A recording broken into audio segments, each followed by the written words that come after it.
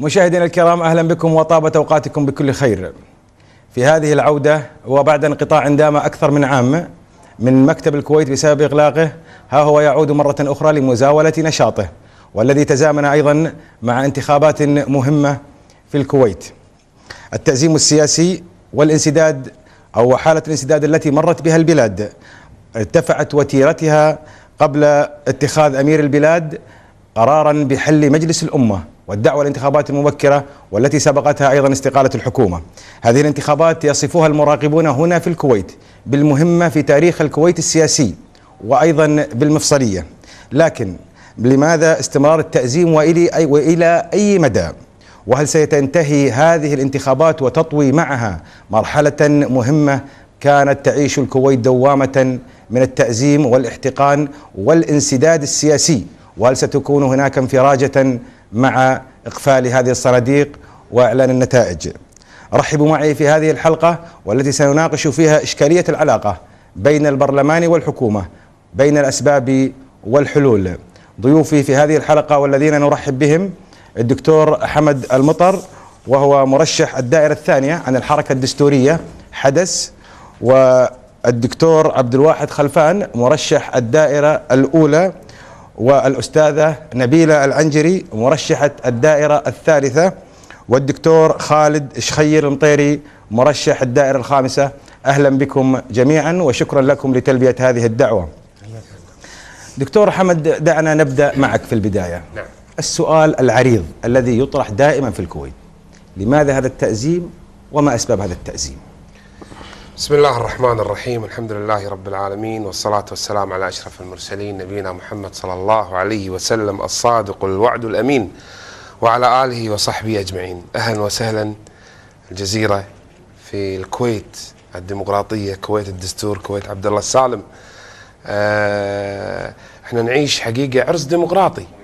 العمل السياسي دائما في تصعيد، دائما في تعاون أو نفور، دائما في أزمات، ليس فقط في الكويت بل في كل الوطن العربي، بل كل في دول العالم. أنا أعتقد المرحلة الماضية تحديدا العمل السياسي مر بأزمة. نعم، أزمة كانت بسبب هناك موجة من الفساد الإداري حلت بالكويت من حكومات سابقة. تحرك الشعب الكويتي وفق إطار دستور 62 الذي نحترمه احتراما وهو ميثاقا قويا بين الأسرة الكريمة الحاكمة والشعب الكويتي الكريم.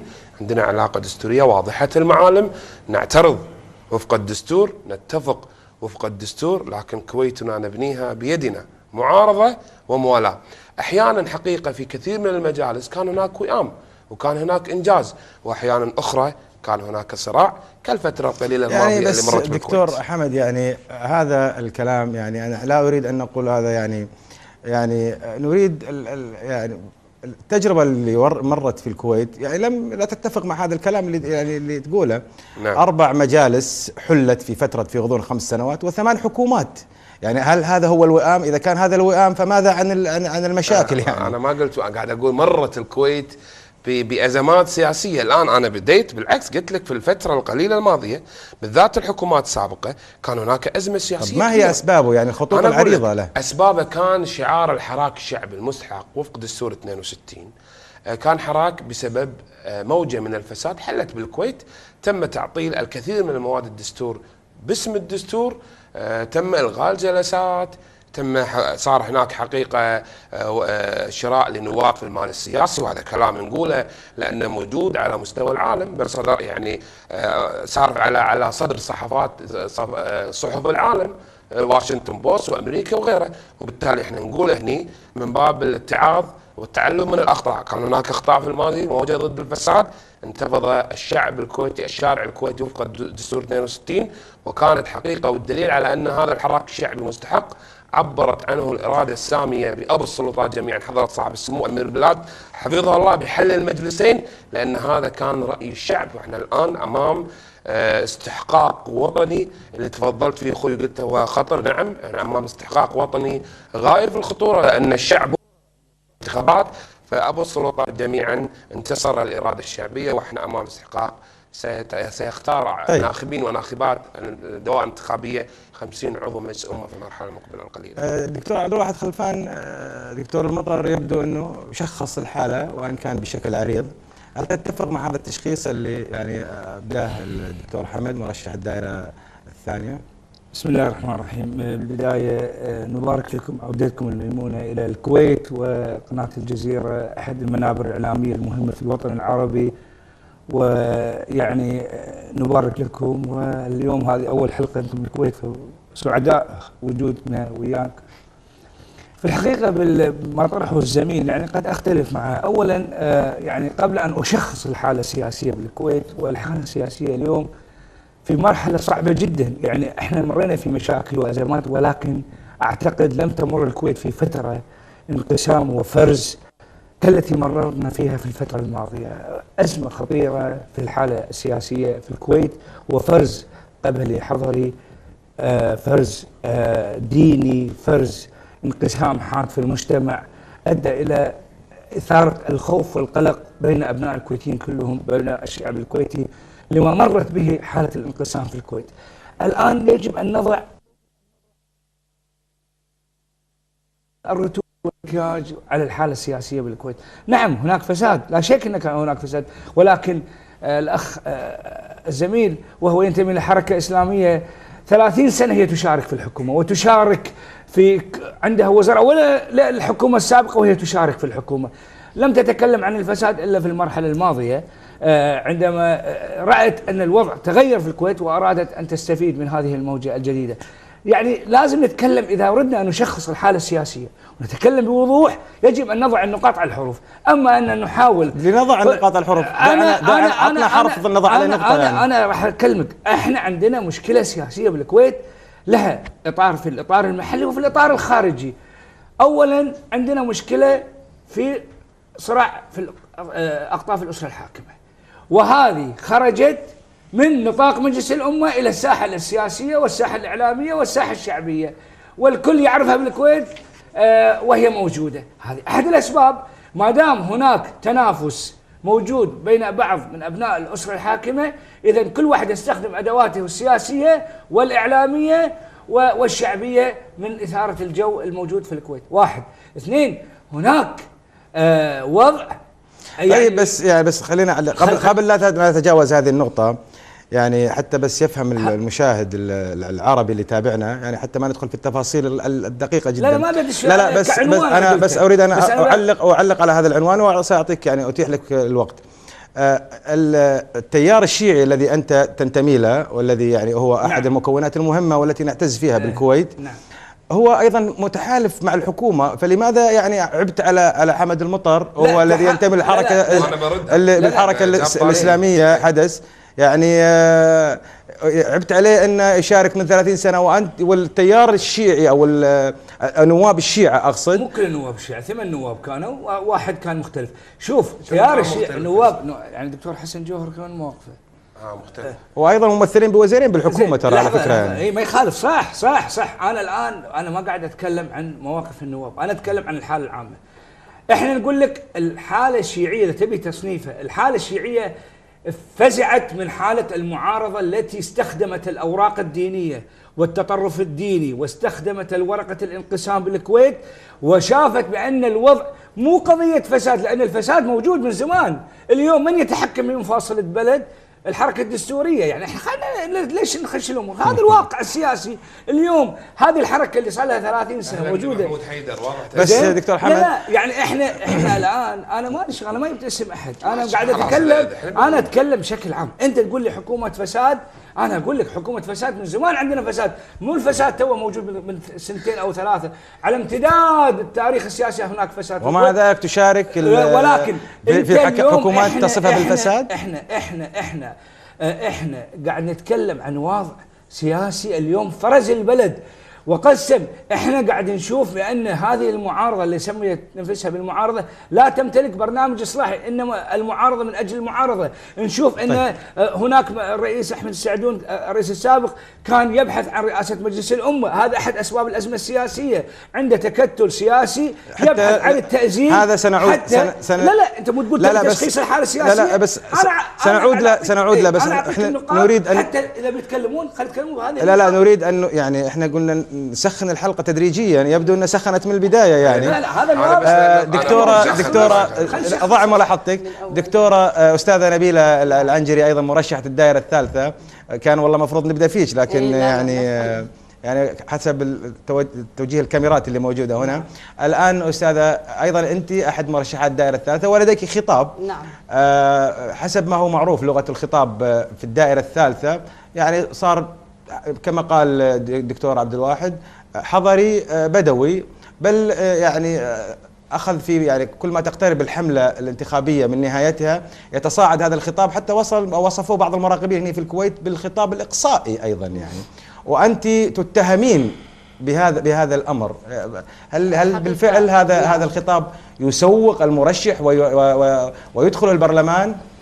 بالبدايه طبعا اهنيكم على اليوم اول حلقه من حلقات قناه الجزيره اللي نكن لها كل احترام وتقدير، وايضا يعني مثل ما تفضلت وذكرت ان الحوار بدا يسخن، بما ان احنا نتحدث عن الحديث الازمه الحاليه التي مرت بها الكويت خلال سنوات حقيقه، وليس وليده الصدفه وليس وليده اللحظه، هي ليست من مجلس 2009 وليس من 2008 ولا 2006، ولكن كوني امراه يعني كويتيه دخلنا المعترك السياسي بدايه من 2005 ومن ثم دخلنا انتخابات 2006، وكان لنا دور في المرحله القادمه. حقيقه الخلاف أنا أتصور أن خلاف هذه الأمة أو هذه البلد هو خلاف صراع انقسمت فيه 4 أركان لهذه الدولة، هو المجلس والحكومة وأقطاب الأسرة والفعاليات الاقتصادية. هذه ال4 جهات تتصارع فيما بينها على كثير من الأمور، ويعني أهم يعني المفاصيل التي تم العبث فيها والتي الآن يتم العبث فيها هي موضوع الوحدة الوطنية. حقيقة كل من لم يجد لديه خطاب يدخل في موضوع الفتنة الطائفية أو موضوع اللحمة الوطنية التي الآن نعيش في، أو التخندق القبلي أيضا، أو التخندق القبلي أو فرز المجتمع. حقيقة فرز المجتمع الكويتي اللي كان يعني من أهم امتيازاته هو وقوف صف واحد بدون أي محاباة أيام 1990 عندما غزا العراق أو غزا صدام الكويت. هذا نفس النسيج الكويتي هو الآن في حالة تفكك، والسبب حقيقة من أقطاب الأسرة ومن الحكومة ومن بعض أعضاء مجلس الأمة. هذه كلها تعطينا نتيجة، هو الإفراز هذا الذي يتم العبث فيه بشكل. لكن أنت أيدتي مرشحين أنا لم لديهم خطاب، لا يا أخي لا يا أخي حقيقة لديهم خطاب وصف بالعنصري. لا أنا ما أنا لم أؤيد ولم أنا صريحة وواضحة، وكل ما عندي هو كان مقالة ذكرت في 2010 إذا تعود لها في جريدة الوطن باستراحة الوطن، كتبت هذه المقالة عن أحد لم يكن هناك انتخابات ولم يكن هناك، كان في شخص خرج إلى الساحة الإعلامية يتحدث بموضوع المزدوجين.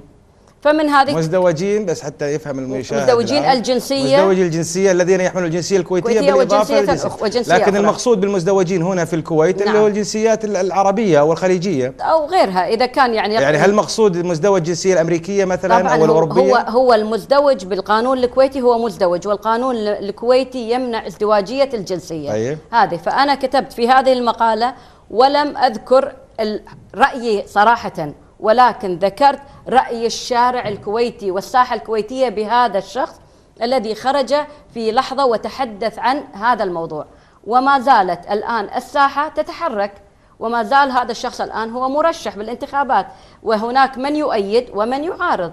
وأنا عندما ذكرت فأنا لا تحطني احنا في موضوع احنا كل المرشحين موفقين أو من المعارضين. كل المرشحين هنا في الكويت كلهم لهم الاحترام والتقدير. نعم. يعني ولا نريد يعني احنا لسنا مع هذا أم ذاك، لكن نتكلم عن خطاب سياسي في الأخير. نعم. لكن أنت كبرنامجك أو خطابك في ندواتك هل بالفعل أنت تؤيدين هذا الطرح لا طبعا. الفئوي؟ هل أنا أؤيد موضوع يشرح ويفصل بين أبناء بلدي؟ حقيقة لا.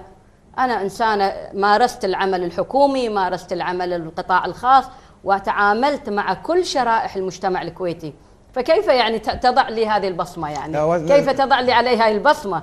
لا يمكن أن أنا أمثل كل شرائح المجتمع. أنا إنسانة عملت كوكيل مساعد، وكان كل موظفيني من كل شرائح المجتمع وتعاملت معهم. طيب بس عشان نشخص أزمة سياسية نعم، فقط. فلذلك يعني لا ندخل في موضوع خاص جدا. لا أبدا لا. إيه؟ بس الآن نعم. أنت قلتي أنه أيضا أقطاب الأسرة لهم دور كما نعم. اتفقتي إيه؟ مع نعم. ما قاله دكتور الآن أصبح الموضوع خارج، يعني أول كان بهمس أو بصمت، الآن بدأ يظهر الموضوع. وطبعا هناك قنوات فضائية أسست لهذا الموضوع، صحافة أسست لهذا الموضوع، فانتشر هذا الأمر. وحقيقة يعني الخلاف فيما بينهم لا ينعكس عليهم شخصيا أو ينعكس على الأقطاب، ولكن أصبح ينعكس على الشارع الكويتي وينعكس على مستقبل هذه البلد، لأن استخدام أي أداة من الأدوات لن تؤثر فقط على محيط ضيق، ولكن ستحيط. وحقيقة يعني موضوع خطر جدا، الفتنة الطائفية بالكويت، حتى لا نكون لبنان أخرى، عراق أخرى، لأن هذا الموضوع موضوع حساس جدا. طيب شاكر لك. دكتور خالد شخير المطيري، وهو يبدو من ضيوفي الوحيد المرشح الجديد يعني، أو لأول مرة يخوض الانتخابات عكس ضيوفي المحترمين الآخرين. دكتور خالد، من ضمن اللي شخصوها حسب يعني أنه هناك 4 كما قالت أستاذة نبيلة، أنه 4 أركان هي أسباب التردي أو حالة الانسداد التي تمر فيها البلاد. من ضمنها الحكومة أو رئيس الحكومة السابق كلف بحكومة لمدة ل7 دورات أو 7 تكليفات وتشكيلات حكومية. طالب الكثير باستقالة هذا الرئيس السابق.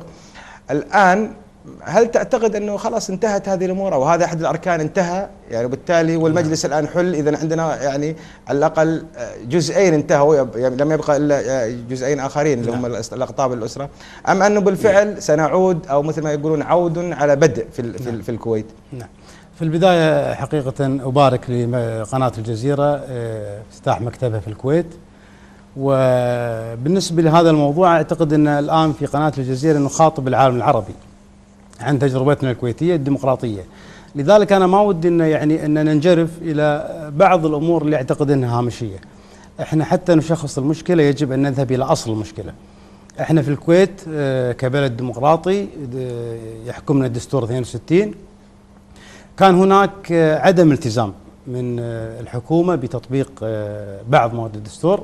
أنا أعتقد إذا استعرضنا معظم الأزمات السياسية اللي مرت فيها الكويت في الفترة السابقة نجد أنها ناتجة من تعطيل الحكومة لمادة دستورية، ابتداء في طلب رفع الحصان عن فيصل مسلم، مرورا في عدم حضور الجلسات، في قضايا كثيرة. أعتقد أن حتى نشخص المشكلة ولا ندور في الحلقة المفرغة اللي استمرنا فيها 5 سنوات، يجب أن نعترف أنه بعد 5 سنوات كان هناك وضوح، لأن السبب في عدم تطوير الدستور، عدم تطوير الدستور. احنا اليوم نتكلم للمشاهد العربي 50 سنة بالكويت، دستورنا احنا اخذناه من الفرنسيين مرورا في اخواننا المصريين عدلوا هذا الدستور تقريبا اكثر من 4 مرات، الفرنسيين يعني كذلك. يعني اذا هذا ركن خامس على يعني لا وفق الاركان. لا أنا بس اللي هو الدستور صار مشكلة ايضا. انا اعتقد لا، مو مشكلة الدستور، انا اعتقد ان عدم تطوير الدستور مشكلة. المشكلة اللي قبلها عدم التزام الحكومة بتطبيق الدستور. يعني احنا عندنا مادة 181 من الدستور انه لا يجوز تعطيل اي مادة من مواد الدستور. احنا حتى لا نجرف النقاش الى ان الحركة الدستورية او الشيعة او صراع الشيوخ، احنا في بلد دستوري يفترض ان نحتكم الى الدستور ولا نذهب الى الامور. طب ما هي المشاكل؟ احنا نتكلم عن، احنا لسنا يعني نريد ان نشخص القضية. وين اصل المشكلة تقول عنها؟ اين اصل المشكلة؟ انا اعطيك مشكلة. اصل المشكلة هناك يعني الدستور نفسه في المادة 174 قال لا يجوز تعديل الدستور إلا بعد مضي 5 سنوات على تطبيقه. احنا لما طبقناه يفترض ان 67 يفترض ممكن تعدل فيه. بالضبط. احنا بعطيك بس مادة هي احد الاسباب التأزيم اللي قاعد يصير بالكويت، تضارب المادة 50 والمادة 80. المادة 50 اكدت على مبدأ فصل السلطات، بينما المادة 80 سمحت للوزراء بالتصويت في مجلس الأمة واعتبارهم أعضاء في مجلس الأمة. لذلك نجد أن الحكومة تصوت وتحسم موضوع الرئاسة، نجد كذلك أن الحكومة تصوت على أغلب أو جميع المشاريع المقدمة في مجلس الأمة، نجد كذلك أن الحكومة بعدم حضورها لجلسات مجلس الأمة لا تنعقد الجلسة. لذلك أنا أعتقد أن هناك يعني تضارب في الدستور في بعض مواد الدستور. إذا أردنا أن نخرج ككويتيين بعد 50 سنة من هذه التجربة من عنق الزجاجة، ولا يعني نجعل خلاف الشيوخ شماعة. طيب خالد، بس إذا المعارضة موجودة في البرلمان، تتفق معي؟ نعم. لماذا لم تعدل هذه الأمور كلها التي تقول عنها؟ يعني هذا الأمر يعني يتطلب تضافر جهود مجتمع كامل. احنا اليوم أنا ذكرت في الجانب الأول أن المعارضة ليش خرجت للشارع؟ المعارضة وجدت أن الحكومة لا تعمل بالدستور. يعني لما نتكلم الآن عن مادة، وهذه المادة يجب أن يعني نعززها بمواد أخرى اللي هي المادة السادسة من الدستور. بس الخروج للشارع يبدو أنه هنتكلم فيه يعني بشكل آخر، لكن يعني هي اللعبة هي اللعبة الديمقراطية، أنه ترتضي الأقلية برأي الأغلبية، وبالتالي الآن لم تستطع أن تعدل الدستور، بالتالي ترتضي بحكم الأغلبية يفترض. أنا بس يعني أوضح نقطة. لماذا اللجوء للشارع بما أنك ذكرت الشارع؟ يعني المادة 38 من الدستور للمساكن حرمة ولا يجوز الدخول لها إلا بعد إذن أهلها. هذه مادة واضحة. شو اللي صار في ديوان الجماعة الحربش؟ انتهاك واضح للدستور، دخلوا على النواب والشعب ضربوهم. الآن يعني أحدث مشكلة عندنا مشكلة عدم قبول الطلبة. المادة 40 واضحة من الدستور أن الدولة تكفل التعليم. لذلك أنت لما تتكلم عن أسباب التأزيم قاعد أقول لك أن أسباب التأزيم تعطيل الحكومة للدستور. إذا بتنتقل للشارع بس دكتور خالد، بس أوضح جزئية. لا بس أنا برد عليك أيضا يعني حتى بس نستفهم. نعم. يعني أنت الآن تقول دخول البرلمان، دخول لديوانية الحربش وضربه، وإحنا يعني أيضا هناك دخول آخر وصف بالأربعاء الأسود في البرلمان، أيضا اقتحام للبرلمان يعني. نعم. يعني أيضا كان هناك دخول. لا يعني. أنا أتكلم الدخول هناك دخول مواطنين وقضيتهم الآن هي أمام القضاء. أحمد الخطيب والدكتور عبد الواحد الخلفان يضحك. أحمد الخطيب دكتور عبد الواحد الخلفان يضحك، خلينا نسمع ليش. زين لا بس أنا أكمل فكرة. بس كمل إيه؟ أكمل فكرة. أول شيء أحمد الخطيب وهو يعني خلينا نقول من رجالات السياسة في الكويت، وصفهم بشاربين حليب إسباع. هذا موضوع الآن عند القضاء ما ودنا نتكلم فيه، لكن أنا بتكلم على قضية دخول، على قضية أن البعض دائما يقول أن إذا عندك شيء لازم تحترم رأي الأغلبية. صحيح. لازم أنتم الأقلية لازم تحترمون رأي الأغلبية. إحنا ما قلنا شيء. طيب. لكن لا تحجر على الشعب اليوم البعض، وهذه يعني بالمناسبة ودي أوضحها في قناة الجزيرة الأكثر انتشارا، اللي هي نقطة مهمة جدا، أن البعض في الكويت عندنا يحاول أن يختزل الديمقراطية في البرلمان. إذا عندك شيء روح حق البرلمان تكلم، هذا مو صحيح. اليوم البرلمان هو جزء من الديمقراطية. الديمقراطية هي حرية التعبير، أن تخرج توضح وجهة نظرك. فأعتقد أن البعض يحاول أن يختزل الديمقراطية في البرلمان. إذا أنتم عندكم شيء اذهبوا إلى البرلمان. ليش الناس طلعت للشارع بأعداد كبيرة؟ طلعت للشارع لأن وجدت الحكومة لا تؤمن بهذا الدستور. طلعت للشارع بعد فضائح الإذاعات المليونية اللي ما أعتقد أن واحد يخرج. سنعود لهذه القضية. سنعود لهذه القضية. دكتور عبد الرحمن، الدكتور حمد المطر. نعم. أنا يعني أبي أخذ دورك أنقله إلى عبد الواحد الخلفان ثم أعود لك مرة أخرى بحكم أنه علق يعني بابتسامة وضحك على يعني على ما علق فيه الدكتور خالد الشخير. يعني لماذا أول شيء ابتسمت لما قال؟ أنا أقول لك يعني شوف، إحنا هل نريد أن نشخص الحالة السياسية ونتكلم بشكل واعي أمام الشعب الكويتي وأمام الجمهور العربي عن حالة الدوامة السياسية في الكويت، أم نريد أن نغطي على ما الحقائق برتوش وتبريرات واهية لا تعطي من الحقيقة شيء؟ أعطينا الحقائق. الحقيقة هناك مشكلة عندنا في أزمة سياسية داخل البرلمان، لم تستطع الأقلية أن تحترم رأي الأغلبية في كل القرارات. أنا أسألك سؤال، أنا أمام المشاهد العربي، الاستجوابات اللي قدمت خلال المجلس السابق لم تحصل في تاريخ الكويت السياسي كله خلال 50 سنة منذ مجيء البرلمان أول مجلس الأمة. زين، اللي استشهد فيه الدكتور أحمد الخطيب من رجال الكويت اللي نحترمهم ونجلهم، وكل المجالس السابقة ما أخذها قبل الغزو، فترة الغزو الغاشم، كم استجواب قدم أحمد الخطيب؟ كم استجواب قدم أحمد السعدون؟ كم؟ ولا استجواب واحد. ليش؟ آلية الاستجواب تقدم في لما تكون يعني قد بلغت الطريق المسدود ووصلت الى نقطه اللا عوده، هنا تقدم الاستجواب. طيب ما الذي يزعج الحكومه في الاستجواب؟ برلمانات اوروبا كلها تستجوب رئيس الوزراء يوميا لا تقارن الديمقراطيه الغربيه، لا الدستور ما يمنع انك ولا انت تقارن الديمقراطيه الغربيه، لان احنا وين شتانه ما بين الديمقراطيه، احنا عندنا ديمقراطيه الضرب وتدني الحوار واستخدام الساقط واللاقط، هذا ما يستخدمونها في الديمقراطيه. احنا اذا نشخص الحاله السياسيه والتشنج اللي كان موجود غير مبرر، لازم نحط الاصبع على الجرح. لما نقول اكو ازمه سياسيه نقول ان اكو واحد يطمح لرئاسه مجلس الامه، الرجل لم يصل فلازم يثير زوبعه كبيره حتى يصل الى رئاسه مجلس الامه. خلاص عرفنا سر الضحكه. خلينا نبقى على واحد، خلينا نبقى على واحد عشان نروح دكتور حمد. دكتور حمد تفضل. طيب اخوي اذا عندك تعليق بس. انا ودي الدكتور عبد الواحد الخلفان اللي انا مستغرب من طرحه وانا عارفه، نزل عندنا بالدائره الانتخابيه الثانيه الانتخابات الماضيه وجاب رقم يعني كاد ان يفوز، بعدين انتقل الى دائره من حقه ينتقل الى دائره ثانيه ما كان بهذا الطرح. يعني احنا خلينا نتكلم اول شيء بهدوء، لا يعني الجزيره انك تتكلم فيها انك تصرخ، خلونا نتحاور، خاصه ان هناك 4 محاورين نجلهم ونحترمهم واحنا ما عندنا الا ساعه. خلي المشاهد العربي يرى النموذج الكويتي اللي يستحق اهل الكويت. طيب اعطينا التعليقات. اعطيك يا اخي. اولا انا لما امثل بلدي عند الوطن العربي ابي اشوف افضل ما عندي. ما في ديمقراطيه ما فيها مشاكل، ما في سياسه، ما في برلمان، ما في معارضه وموالاه واخطاء، نقدم هذا. لكن لما يبدي بسقف عالي الدكتور عبد الواحد هي طق الحركه الدستوريه من اول لقاء له وبصراخ، انا ارد عليه. انا اوجه كلامي الى الشارع الكويتي الذي يعلم ان ازمتنا الاخيره كانت ازمه ضد فساد، واهم ادوات هذا الفساد الاعلام الفاسد.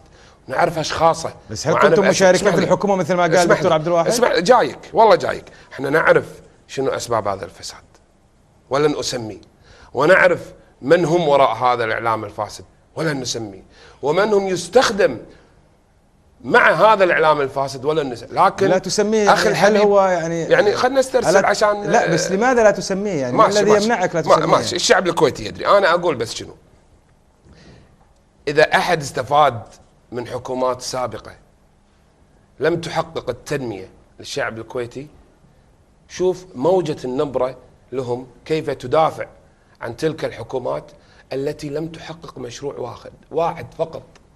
يا سيد الكريم 7 حكومات لم تقدم، أنا مسؤول عن هذا الكلام، مشروعا واحدا تم الانتهاء منه. المستفيد من تلك الأوضاع هم الآن يدافعون عن ذلك الزمن الماضي البائد، واحنا امام استحقاق وطني كبير. الشعب الكويتي يدري بالضبط انا شو اقول، خطوره ما يحدث واللي احنا خايفين منه بالكويت.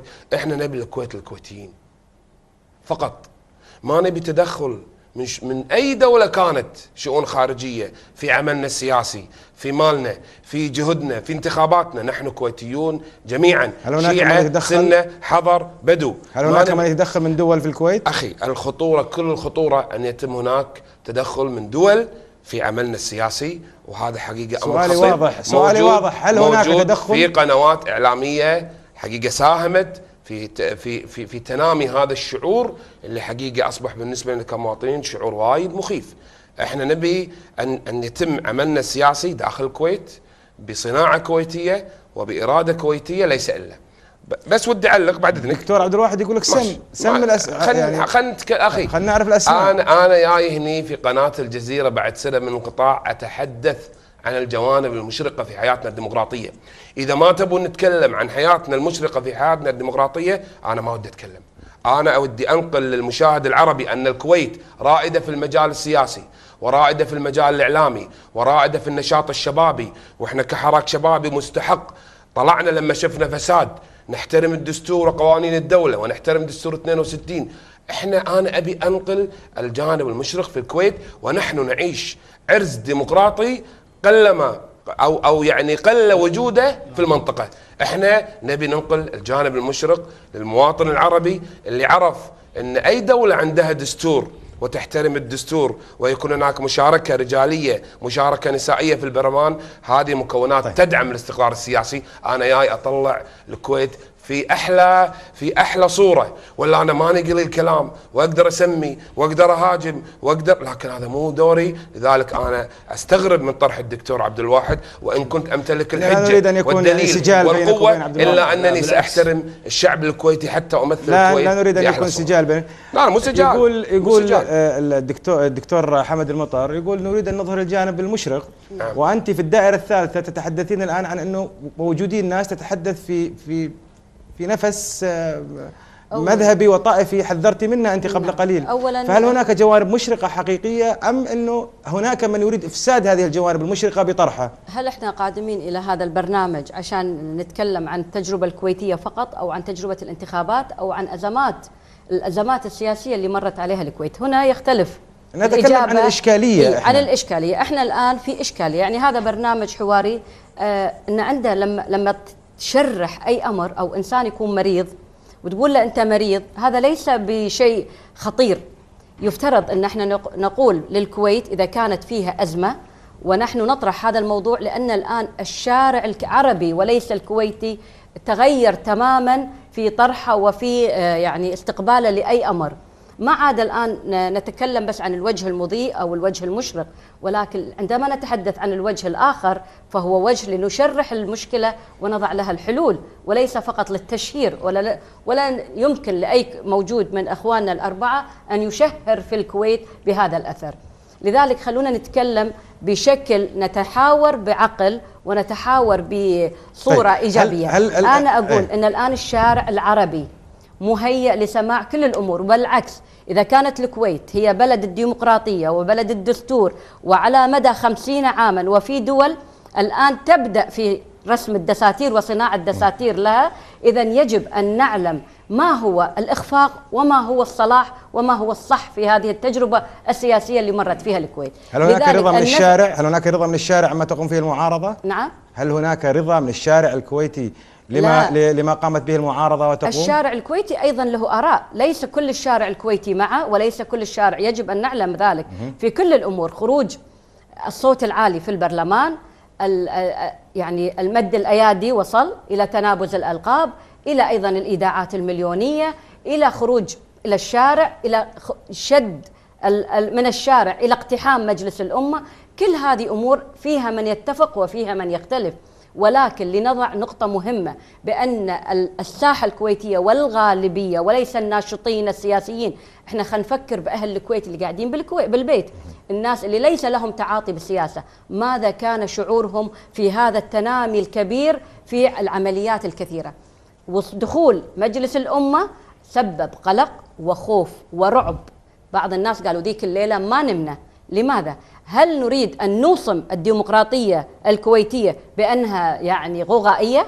هناك من قال هذا الكلام. أنا أحترم كل الآراء، أحترم من يقول بأن إحنا هذا جزء من المعارضة، ولكن جر الأمور إلى الشارع هذا ليس بفعل النواب، ولكن هذا بفعل الشباب. وأنا أعتقد في هذه اللحظة أو في هذه اللحظات اللي مر فيها الشارع أو دخول الشباب أو خروج الشباب إلى الشارع، كان هم الشباب بأن من هم في البرلمان لم يعكسوا طموحاته ولم يعكسوا تصوراته ولم يقدروا ما يفهم هذا الشارع، ما فهموا الشارع.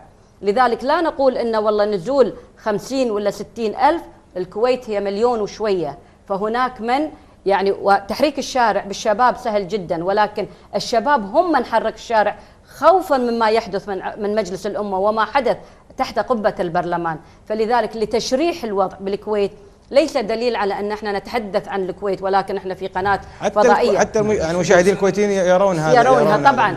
ولذلك أنا يعني يجب أن نكون احنا مو جايين نتكلم بس في الجانب المضيء، ولكن أيضا لخوفنا على الكويت ورغبتنا الحقيقية في الإصلاح، لأن هذا المفصل والمحك الحقيقي. اليوم احنا الآن في مرحلة نحتاج إلى هدوء، إلى استقرار، إلى عملية، لأن الكويت الآن تتعرض إلى يعني ضغوط خارجية، ليس ضغوط خارجية بالتدخل، ولكن هناك الملف النووي والإيراني والذي يتم الضغط على إيران، وهذا سينعكس إيجابا أو سلبا، وبالأكيد سلبا على الكويت. خروج الجيش الأمريكي من العراق وبداية القلاقل والانفلات الأمني في العراق أيضا هذا سبب رئيسي يجب أن نفكر فيه. أيضا الأحداث في الوطن العربي وخاصة ما يحدث الآن في سوريا ولم ينتهي واليمن وغيرها. الربيع العربي تقصد يعني. طبعا الربيع العربي وخاصة الدول القريبة جدا وليس في المغرب العربي، هذه كلها في ساحة الآن مهيئة لها بالكويت. ودليلك أن الكويت فيها 3 مليون ونص، ليس كلهم كويتيين، الكويتيين لا يمثلون إلا 28%. إذن أي تحرك أو أي شيء بالخارج قد ينعكس بالجاليات الموجودة بأعداد كبيرة تتعدى النصف مليون في بعض الجاليات. وهذا خلل التركيبة السكانية، وهذا خلل وقد يكون هو أحد مشاريع. أي نعم. بس أضيف على كلمة. نعم. أضيف يلا عشان نروح دكتور خالد. بعدين يعني. مجال دكتور خالد. شوف ما يحسب دورك موجود. نعم. شوف أنا بس أضيف على هذا الكلام. احنا ليش نقول لك الفترة الماضية كان هناك حالة؟ احنا أول شيء يجب أن يعلم المشاهد العربي بأن احنا ككويتيين نفتخر بأن عندنا أفضل أنواع الديمقراطية التي قلما موجودة في المنطقة، مو منطقة الخليج العربي، لا الشرق الأوسط كله. احنا عندنا دستور من 1900 عندما لم يسمع أحد عن الديمقراطية والحرية في العالم كان عندنا دستور. أظن بعد الربيع العربي، لكن هذا لا يعني أن نغطي على عيون. شوف أنت تقول لي اليوم الشارع ليش منقسم، لما أنا أجي أقول لك استخدام الدين وتوظيف الورقة الدينية في الحالة السياسية هذه أخطر ما يمكن. الآن ليش الشارع الكويتي خايف من الحركات التيارات السياسية مثل حركة الإخوان المسلمين؟ السنية تقصد فقط الحركات الإسلامية؟ خل أقول لك أنا الحين أعطيك مثال. الآن كلام يتردد بقوة حركة الدستورية مع الحركة السلفية في فرعية طائفية في الدائرة الأولى في الدائرة الثانية لإقصاء مرشحين. هم يستخدمون ورقة تكتيك انتخابي، ولكن هذه الفزعة الدينية أو استخدام الورقة الدينية داخل الانتخابات ورقة خطرة. في الفترة الماضية كان نواف المعارضة من التيار الإسلامي كان يقولون حق فئة ثقافة التخوين، يخونون فئة من الشعب الكويتي، هذول طابور خامس، الكويت لهذه الفئة فقط. انت ما تشوف هذه الحالة تثير القلق.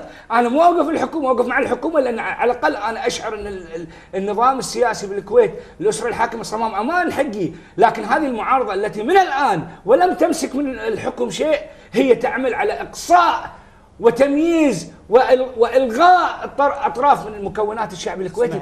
تشعر بالخوف، هل تعتقد ايضا الفرعيات هل تعتقد بس حصول ساعطيك وقتك هل تعتقد بان الحركه بس عشان الحركه الدستوريه لان هي الحركه الدستوريه للاخوان المسلمين الحركه الدستوريه هل تعتقد انها يعني هي تقلد الربيع العربي مثلا اللي موجود في ليبيا في ليبيا في مصر في ليبيا في مصر في سوريا هم في النهاية حركة سياسية، ولذلك هناك خوف من صعودهم في الكويت. الشعب الكويتي سيرد على هذه الافتراءات اللي نعلم احنا من وراها. انا ما خاطر، انا ادري من وراك.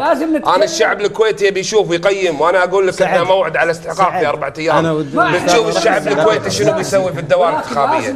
بس يقول بالافراح ما ودي اخذ الدكتور الزميل الدكتور توظيف الدين عبد الواحد والاجنده الدينيه في الدكتور استاذ جامعي. انت استاذ جامعي. انا بس اقول لك شغله. الاخت قال الاقليم العربي صح، احنا عندنا خطر من طيب خلينا بس ليش هذه نفس المعارضه يعني لا تكون يعني خليك ديمقراطي ايضا بحكم انك انت دخلت معركه ديمقراطيه، خليك ديمقراطي. هل تعتقد ما قال بس انا اريد ان اجاوب يعني قل وقتك بس يعني بعد خليني اسالك دكتور عبد الواحد لمح على انه بعض الحركات الاسلاميه أن قد تهدد حتى النظام، هذا يقصد يعني هل تعتقد بالفعل هناك تهديد للنظام الحكم هنا في الكويت؟ قبل لا أعتقد دكتور خالد، قبل لا أعتقد. شنو عنوان الحلقة اللي احنا دعينا؟ هي إشكالية الحكومة والبرلمان. لا احنا دعينا لحلقة بعنوان التأزيم السياسي وإشكالية الحكومة والعلاقة بين البرلمان وأسباب والعلاج. لذلك أنا أتمنى من إخواني أن لا نخرج عن الموضوع اللي احنا اتفقنا عليه اللي دعينا على أساسه.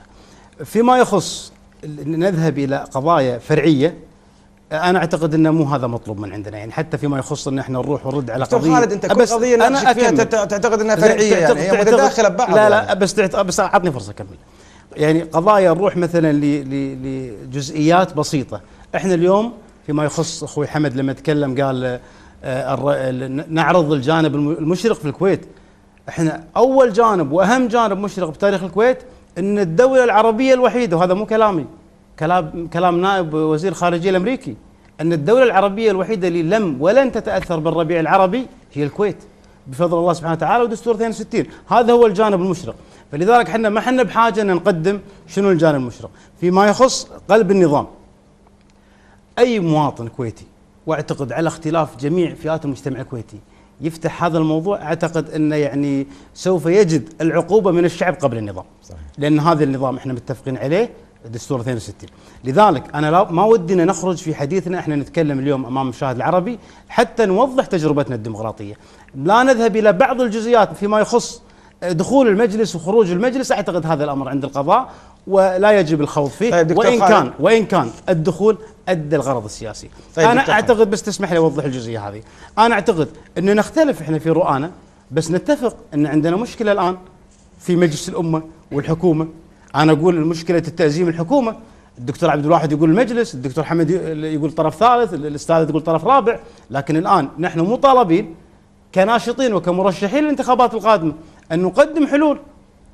احنا اليوم اللي فهمت انا جاي ضيف الحلقه قبل لا نعود للحلول، قبل لا نقول الحلول، الان انا يعني لاحظ المراقبين لما زاروا بعض المقرات الانتخابيه لاحظوا ارتفاع في لغه الخطاب والمطالب، او اقصد لغه الخطاب الانتخابي، وسقفه عالي جدا. مثل ما قال عبد الواحد في حديث كثير يعني عن حصل تخوين، حصل تخندق وراء القبليه، حصل تخندق وراء او استغلال للطائفيه والضرب على هذه الاوتار، لكن لم يلاحظ ارتفاع في سقف المطالب. يعني لم نجد مثلا برامج انتخابيه واضحه تطالب مثلا بانشاء احزاب، كما هو الحراك الشبابي اللي كان طالب في هذا، مثلا رئيس وزراء شعبي. يعني هذه الامور لم يعني تكن او تناقش في هذه المقرات الانتخابيه، بينما لغه الخطاب الانتخابي كانت مرتفعه جدا في ظل مطالب في مستوى لا زالت يعني في مستوى معين. احنا برايك لماذا؟ انا اقول لك فيما يخص ارتفاع نبره الخطاب السياسي، اليوم الشعب الكويتي واعي، يعرف ان هناك بعض المرشحين ينزل في انتخابات في دائره معينه يجب ان يثير قضايا معينه بصوت مرتفع حتى ينجح، لكن اعتقد ان هذا الكلام لن يتكرر بال 2012. فيما يخص المطالب، لا هناك في مطالب. انا قاعد اتبنى الان قضيه تطوير الدستور. احنا اليوم حتى يعني مثل اصدق تعبير للحاله الكويتيه هي تعبير جريده فرنسيه لما قالت ان الحيز المعطى للشعب الكويتي لم يعني ما عاد يسع الشعب الكويتي. هذا الحيز وين اكتشفناه؟ ان لما نتكلم عن تجربتنا الديمقراطيه 50 سنه، هناك 20 الى 30 ماده معطله كانت ما كان يتم تفعيلها، على راسها استجواب رئيس مجلس الوزراء لاسباب انه ل 2003 كان رئيس مجلس الوزراء هو ولي العهد. لذلك بعض الموالين للحكومه يعتقد ان هذا امر متطور، لكن انا اعتقد انه هو امر منطقي. بعد ما تم تفعيل ماده 199 و100 اللي هي قضيه سؤال رئيس مجلس الوزراء واستجواب رئيس مجلس الوزراء، البعض استنكر هذا الامر وقام يروج ان هذا تطاول على الشيوخ، بينما هو في واقع الحال هو تفعيل للماده اللي هي استجواب رئيس الوزراء. لذلك انا قاعد اقول ان اذا اردنا ان نخرج من عنق الزجاجه يجب ان نطرح تصور واضح لتطوير الدستور، وهذا الامر لا يكون بشخص او شخصين. احنا اليوم كلنا نختلف او نتفق على في خلل عندنا في الوضع السياسي، لكن خلينا نتفق على الحلول. ايوه نريد الحلول لانه يبدو الوقت ضايقنا، نريد الحلول دكتور. انا اقول لك الحلول. اول حل بس يعني بدقيقه لو سمحت. اول حل على اساس نرضي جميع الاطراف. احنا نتكلم عن حكومه شعبيه لها مؤيدين ولها معارضين. الدستور لا يسمح بحكومه شعبيه، لذلك خلينا نتدرج، خلينا نفعل الماده 56 من الدستور اللي هي التوسع في توزير النواب. البعض يقول ان الحكومه الشعبيه زينه، الناس يقول اخرين يقول لا الحكومه الشعبيه مو زينه. لذلك احنا عندنا خطوه اولى، خلينا نختبر التيارات. طيب. خلينا نفعل الماده 56 وتكون حكومه ذات اغلبيه برلمانيه. الوقت اصبح ضيق، وان كانت يعني هذه مطالبه توزير نواب كانت في مجلس 92 لما كان هناك ست نواب. دكتورة نبيلة الحل برأيك؟ أنا طبعا يعني لا يجب أن نعترف أن هناك مشكلة وأن هناك أزمة سياسية حقيقية في الكويت، وترتيب البيت الكويتي من الداخل هو من أهم الأولويات للمرحلة القادمة. هو في أزمة يعني تطاول فيها المجلس والحكومة وعطلت كثير من مناحي الحياة في الكويت. أنا أعتقد الآن مرحلة للمصارحة والمصالحة ما بين أقطاب الأسرة وما بين المجلس وما بين أقطاب التيارات السياسية للجلوس وإيجاد حلول جذرية لهذه المرحلة، لأن هذه المرحلة حقيقية إذا ما تجاوزناها سندخل في دوامة أخرى. وأنا يعني بالنسبة للأخ خلفان لو سمحت. موضوع الطائفية أصبح يعني حقيقة يعني مثل السيف اللي قاعد ينخر أو فعلا موجودة. يعني يجب أن لا نغطي رأسنا مثل بالتراب مثل النعامة، ويجب أن تحل، يجب أن تحل هاي القضية، ولا نفرق بين أي أحد أطياف المجتمع الكويتي. كلنا كويتيين وكلنا فرعيات دينية. لو سمحت أنا ما أحب أحد يقاطعني لو سمحت.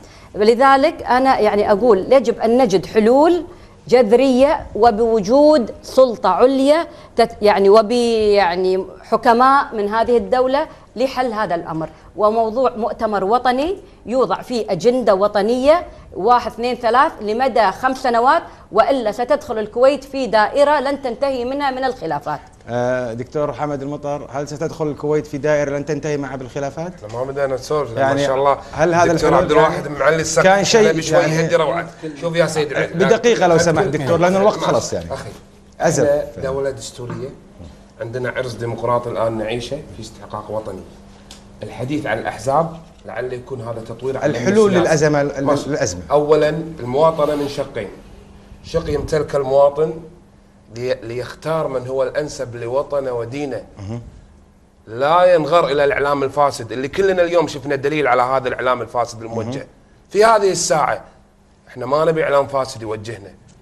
احنا الحديث عن دوائر اللي يتكلم عن في تقاطعات وهذا، وفي ناس سوت قوائم وأربع قوائم، 4 قوائم ما تكلمنا عنهم. انا ما ودي ادش ادخل في، اسمح لي لو تكرم دكتور ما عندي وقت لو سمحت. انا ما يعني تطوير العمل، استحقاق مواطنه لاختيار من هو الافضل لدينه ولبلده، استحقاق من السلطه اللي يحتاج رجالات دولة في المرحله القادمه. بختم، نحن احوج ما نكون اليه الى مؤتمر وطني يلملم جراح نسيجنا المجتمعي الوطني الشيعي والسني والحضري والبدوي اللي مزق الاعلام الفاسد والتدخلات الخارجيه. واضح الفكره.